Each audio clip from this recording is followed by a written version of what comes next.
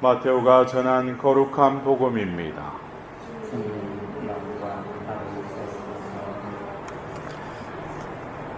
예수님께서 산에서 내려오시자 많은 군중이 그분을 따랐다.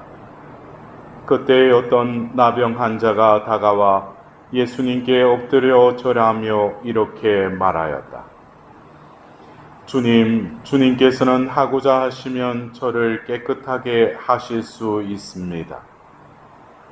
예수님께서 손을 내밀어 그에게 대시며 말씀하셨다. 내가 하고자 하니 깨끗하게 되어라. 그러자 곧 그의 나병이 깨끗이 나았다. 예수님께서는 이렇게 말씀하셨다. 아무에게도 말하지 않도록 조심하여라. 다만 사제에게 가서 내 몸을 보이고 모세가 명령한 예물을 바쳐 그들에게 증거가 되게 하여라. 주님의 말씀입니다. 그리스도님 참여합니다.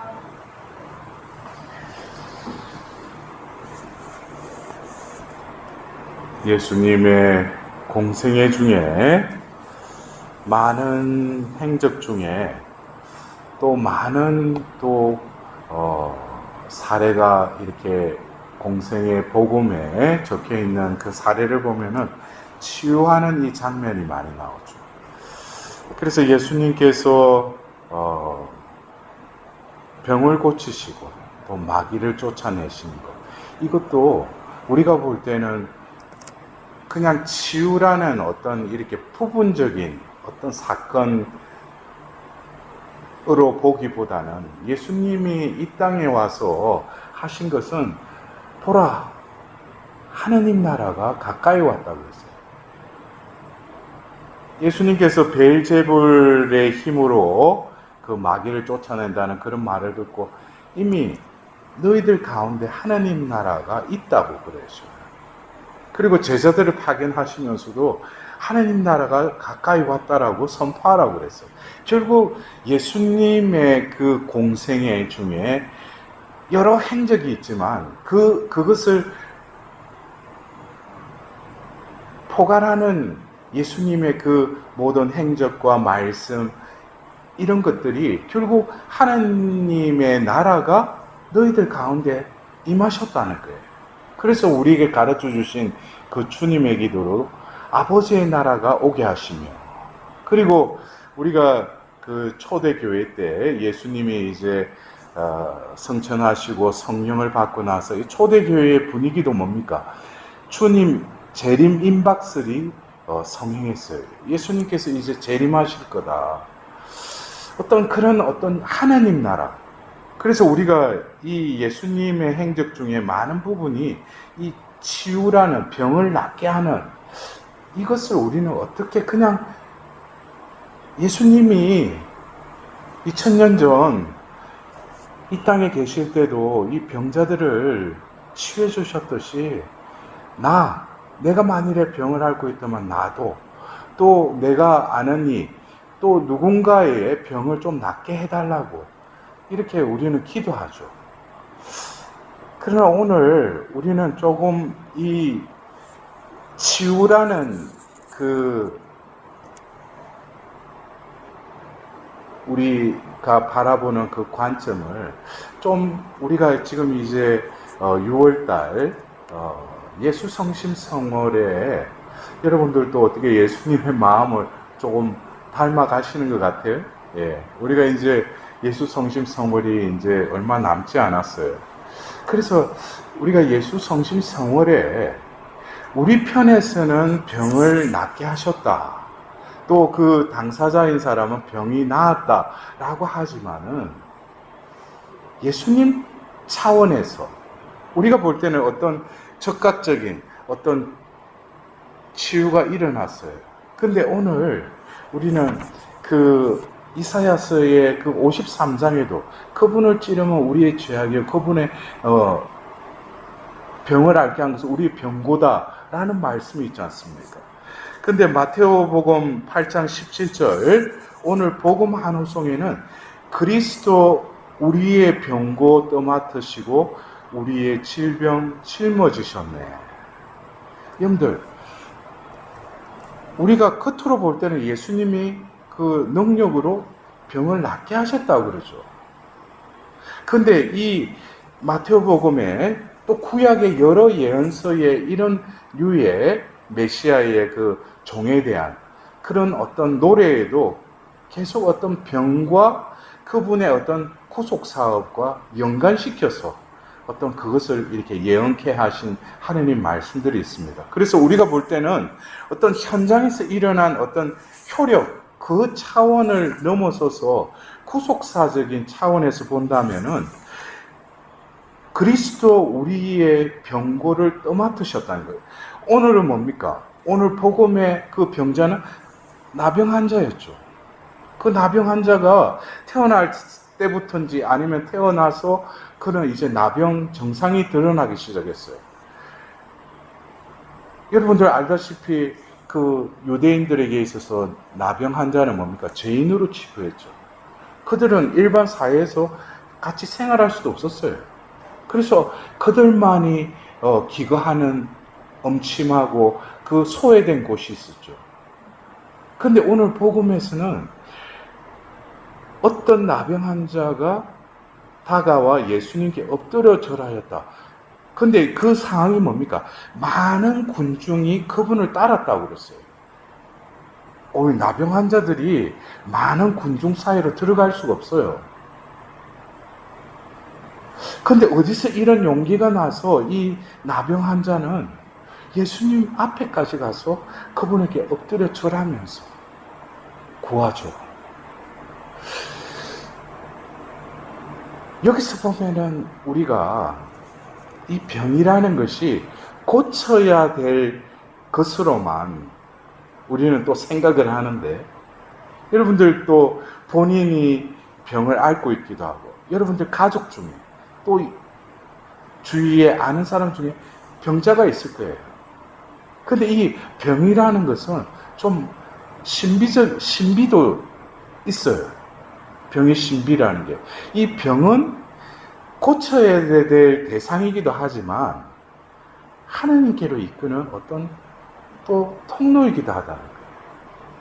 그래서 저 자신도 어떻게 보면은 병이라기보다도 몸이 아파서 병실에 들어가서 그때 하나님을 체험하게 된 거예요. 그래서 저는 어떤 이 병이라고 하는 거, 이것은 어쩐 우리 편에서는 이 병이 낫기를 원하지만 어떤 원인으로 그 병의 그 증상이 드러났는지는 모르지만 그 병 자체는 우리가 속단해서 이 병은 고쳐야 될 것만은 아니라는 거예요. 영적인 차원에서는 우리가 모르는 하나님께로 이끌기 위한 어떤 하나님의 허락하심이 또 있을 수 있다는 거예요. 그래서 예수님도 그 마테오를 부르실 때 뭐라고 그러셔요? 나는 성한 이들을 위해서 온 것이 아니다. 난 병든 이들을 위해서 왔다고 그랬어요. 그들을 위해서 왔다면은 우리가 병이 들은 것을 깨달아야죠. 내가 성하다. 나는 건강한데. 이런 사람은 예수님을 만나기 힘들죠. 그래서 어떤 외적인 병, 또 내적인 병, 여러 가지 차원의 이 병으로 인해서 예수님을 만나게 되는 어떤 통로가 열린다는 것이죠. 그런데 이 나병 환자가 와서 나병을 낫게 해 주십시오 라고 기도를 하는데, 주님께서는 하고자 하시면 저를 깨끗하게 하실 수 있습니다. 먼저 주님이라는 것. 이것은 뭐예요? 신앙적인 고백이죠. 응? 그 나병 환자가 어떻게 예수님을 생각했는지 모르지만 예수님께 그 군중을 뚫고 나와서 예수님 앞에 그 엎드려 절하면서 말하는 그 자세부터 뭡니까? 오늘 그 하답송의 후렴처럼 주님을 경외하는 사람, 엎드려서 절했다는 거예요. 근데 여기서 보면 뭡니까? 주님께서 하고자 하시면 저를 깨끗하게 하실 수 있습니다. 어떻게 보면 우리가 주님께 나와서 우리가 주님께 구하는 것은 병을 고쳐달라고 하는 그것이 주된 내용이겠죠. 근데 여기서 보면은 오늘 우리가 들은 이 나병 환자는 주님께서 하고자 하시면 여기에 대해서 예수님께서 어떻게 받아주십니까? 내가 하고자 하니 깨끗하게 되어라. 어떻게 보면 병을 낫고 싶은 그의 간절한 마음이 있지만 먼저 마음을 뭡니까? 주님께를 향할 뿐만 아니라 주님께서 하고자 하시면 주님께 이 모든 내 존재를 의탁하는 것이죠. 그냥 나의 존재 병 이거 가져와서 이 병 낫게 해달라고 하는 게 아니에요. 그의 자세를 보면 엎드려 절하는 어떤 보면 가장 낮은 자세로 주님께서 하고자 하시면 이것은 자신의 존재를 온전히 예수님께 내어드리는 거예요. 그리고 그의 믿음을 보시고 예수님은 내가 하고자 하니 이거는 뭡니까? 인격적인 관계에 내어줌과 받아주심의 어떤 관계가 성립이 되면서 이 병의 그 정상이 치유가 일어나는 거예요. 여러분들 그래요. 제가 조금 전에도 말씀드린 병이라는 것은 신비적인 차원이 있죠. 병은 고쳐야 될 것뿐만이 아니라 어떤 경우에는 병을 고쳐달라고 하는데도 치유가 일어나지 않는 경우도 허다해요. 그래서 신통한 또 은사자들이나 그런 데 가서 또 한번 기도 받으려고 하는데 자칫하면은 이 병이 목적이 돼서는 안 된다는 거예요. 예? 우리가 안 그래요? 병을 치유받기 위해서만 예수님 필요하다면 예수님은 그 말 그대로 신통한 사람이에요. 예? 신통한 그 병을 고쳐주니까. 우리가 그렇잖아요. 우리 주변에도 보면은 무당이나 뭐 어디 굿 해가지고 보면은 그 병 낫고 하는데 우리 옛날에 샤머니즘적인 그런 데서도 치유가 일어나잖아요. 근데 우리가 그리스도교에서 말하는 치유라는 것은 병이 낫는 것이 최종 목적이 아니죠. 그래서 특히 마르코 복음에서는 예수님께 많은 군중이 와서 예수님의 그 옷에 그 손을 댄 사람들마다 병이 나았다라고 하지 않고 구원을 받았다라고 이렇게 적어놨어요. 그래서 결국 이 병 나음이 목적이 아니라 예수님께서는 우리를 구원하시기를 원하신다는 거예요. 그래서 그 사람에게 병을 고쳐주시는 것, 그것은 예수님의 마음이기도 하지만은 여기서 먼저 이 나병 환자가 자신의 온몸이 썩어 들어가는 고름이 나고 냄새 나는 그 나병의 그 존재를 그냥 예수님께 내어드려요. 그래서 예수님은 그것을 그냥 받아들이셔요. 근데 거기서 병의 치유가 일어났다는 것이죠. 병을 가져가서 병을 낫게 해달라고 한 게 아니에요. 자신의 존재를 내어드리고 예수님이 그것을 존재를 받아들이면서 그 병 자체가 없어져 버렸다는 거예요. 여기서 우리가 그래요. 우리는 병이 낫기를 원하지만 예수님 편에서는 오늘 그 하답송의 마태오복음 8장 17절의 이 말씀을 우리가 알아보자면 뭡니까? 그리스도 우리의 병고를 맡으셨다는 거예요. 병의 고통을 예수님이 맡으셨다는 거예요. 그리고 우리의 질병을 짊어지셨다는 거예요. 그러면 보셔요.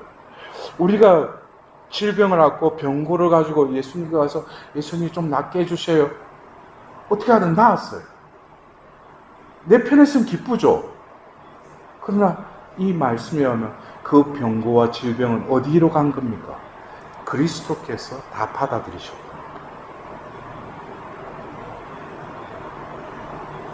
그래서 하나님의 구속 사업에 있어서 특별한 경우에는 그 병고를 그 사람에게 허락하시는 경우가 있어요. 그것은 병을 그 사람이 뭐 잘못해서 그 병을 앓고 있는 게 아니라 바로 뭡니까? 그리스도 우리의 병고 떠맡으셨다고 그랬죠. 어떤 경우에는 그 사람의 병을 낫게 해주셔요. 근데 어떤 경우에는 그 병을 허락하시는 경우가 있어요. 그것은 뭡니까? 예수님의 그 병고를 자신도 짊어지는 거예요.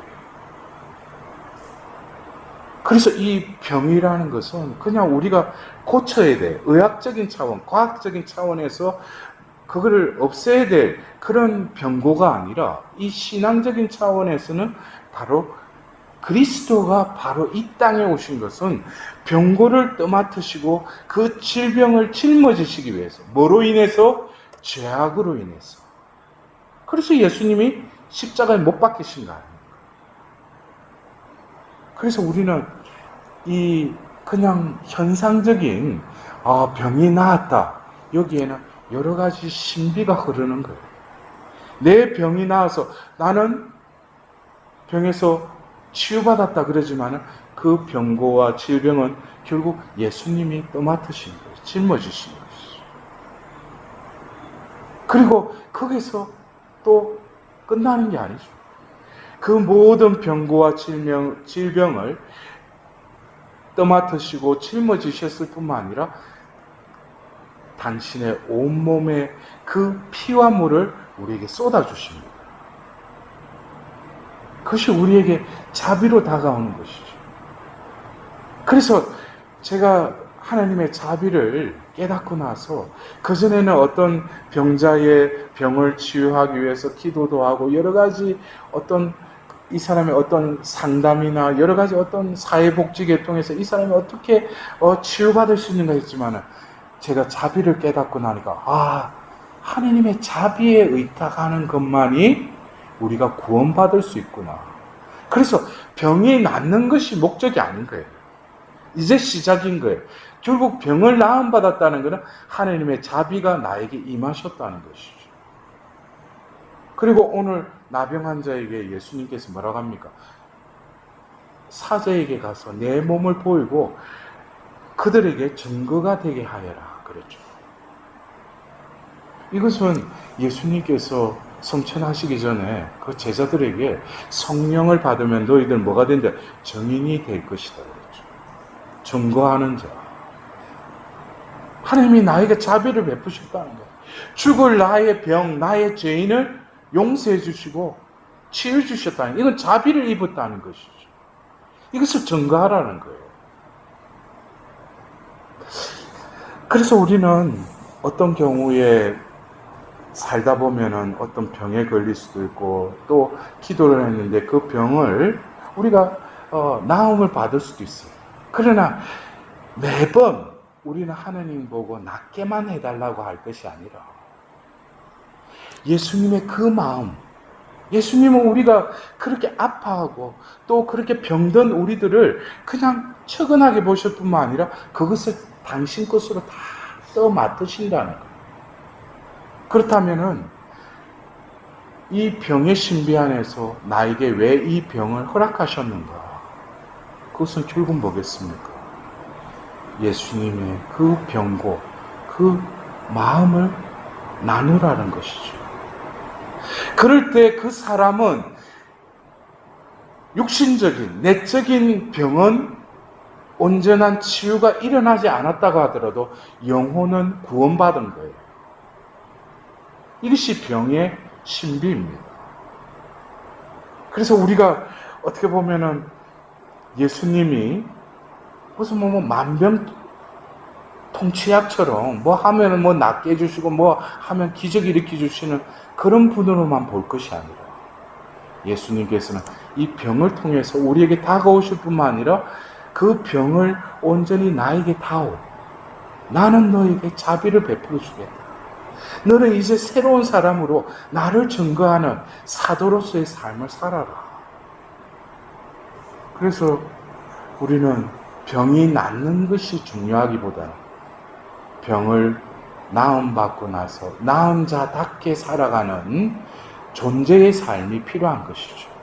하나님은 분명히 나에게 자비를 베풀어 주셔요. 나는 자비를 입었어요. 이제는 뭡니까? 나도 예수님과 같이 자비를 베푸는 자로서의 삶을 살아가야 되겠죠. 어쩌면 오늘 하루도 우리는 이 미사 때 말씀을 통해서 또 성체를 통해서 우리에게 다가오십니다. 그래서 우리가 그 영성체 후 기도 중에도 보면은 이 성체로 우리를 낫게 하신다는 거예요. 이 낫게 하심은 육신적인 질병도 낫게 해주셔요. 그러나 더불어서 뭡니까? 내 보이지 않는 내면의 나병도 낫게 해주신다. 그래서 이게 신약이라고 그러죠. 신비한 약이라는 거예요.